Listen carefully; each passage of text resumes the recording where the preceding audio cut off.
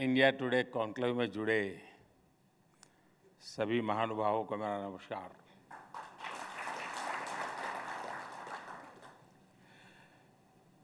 देश विदेश से जो दर्शक, पाठक डिजिटल माध्यम से हमारे साथ जुड़े हैं, उनका भी अभिनंदन।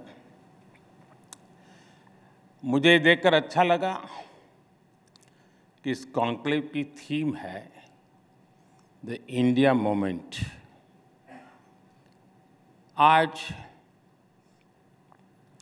दुनिया के बड़े बड़े इकोनॉमिस्ट, एनालिस्ट, थिंकर्स सभी कहते हैं कि ये, और एक स्वर में कहते हैं, इट इज इंडियाज मोमेंट। लेकिन जब इंडिया टुडे ग्रुप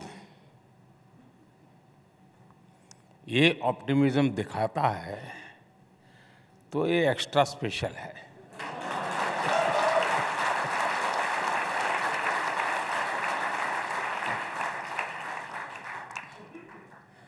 वैसे मैंने 20 महीने पहले लाल किले से कहा था, यही समय है, सही समय है। लेकिन यहाँ पहुँचते पहुँचते 20 महीने लग गए।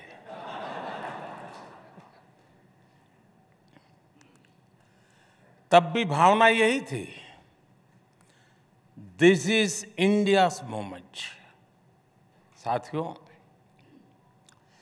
किसी भी राष्ट्र की विकास यात्रा में अनेक उतार चढ़ाव आते रहते हैं, कई पड़ाव आते हैं। आज 21वीं सदी के इस दशक में भारत के सामने जो टाइम पीरियड आया है, ये अभूतपूर्व है।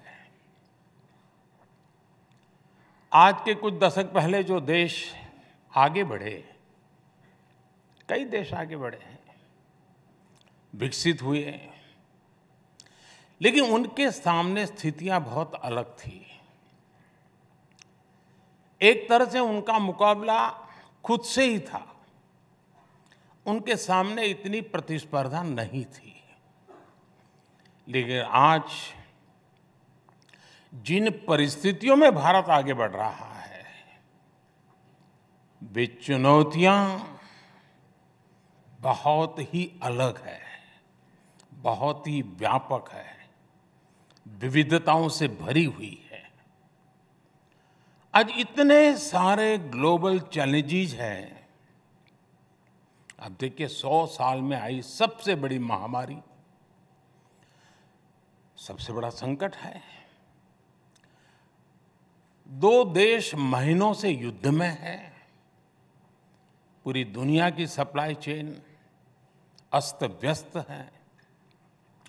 उस स्थिति में, इस बैकग्राउंड को सोचिए, उस स्थिति में द इंडिया मोमेंट की बात होना सामान्य नहीं है।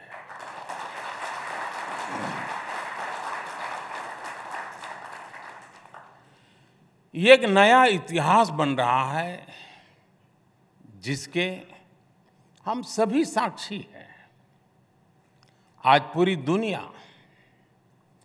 भारत को लेकर एक विश्वास से भरी हुई है।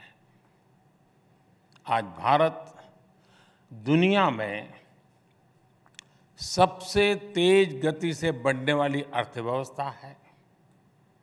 आज भारत दुनिया में नंबर 1 स्मार्टफोन डेटा कंज्यूमर है। आज Bharat global fintech adoption rate में नंबर 1 है। आज भारत दुनिया का दूसरा सबसे बड़ा मोबाइल मैन्युफैक्चरर है। आज भारत में दुनिया का तीसरा सबसे बड़ा स्टार्टअप इकोसिस्टम है। ऐसी कितनी ही बातों पर चर्चा होती रही है।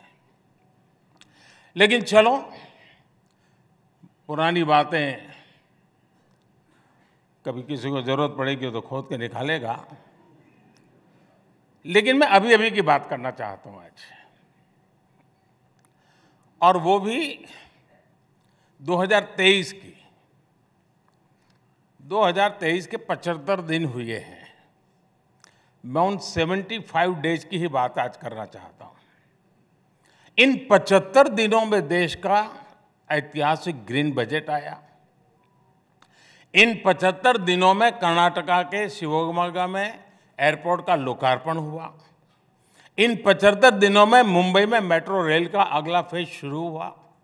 इन 75 दिनों में देश में दुनिया का सबसे लंबा रिवर क्रूज चला। बेंगलुरु मैसूरू एक्सप्रेस वे शुरू हुआ। दिल्ली मुंबई एक्सप्रेस वे का एक सेक्शन शुरू किया गया।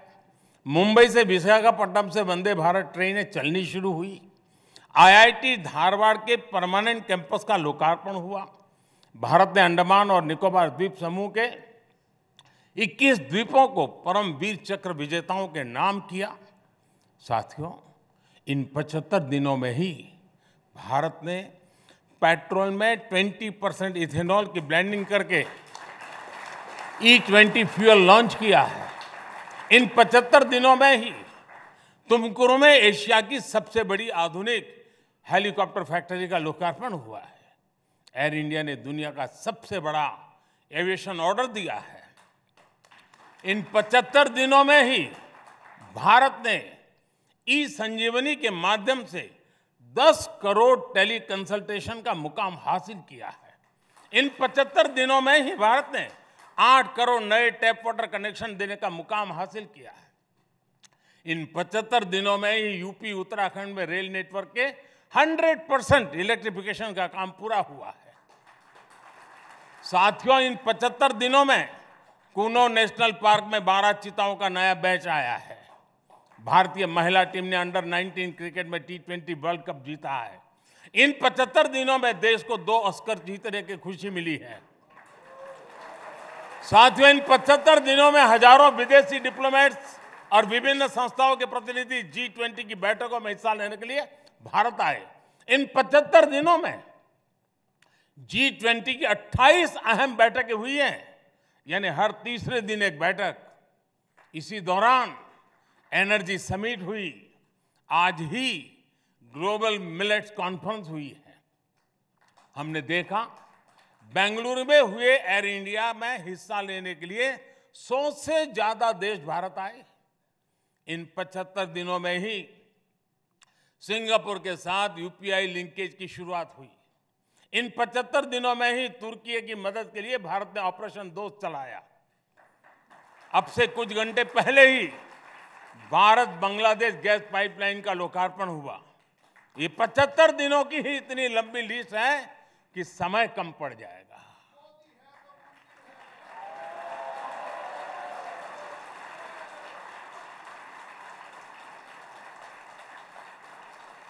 और मैं 75 दिन की कुछ बातें इसलिए दिखा रहा हूं कि यही इंडिया मूवमेंट का ही तो रिफ्लेक्शन है।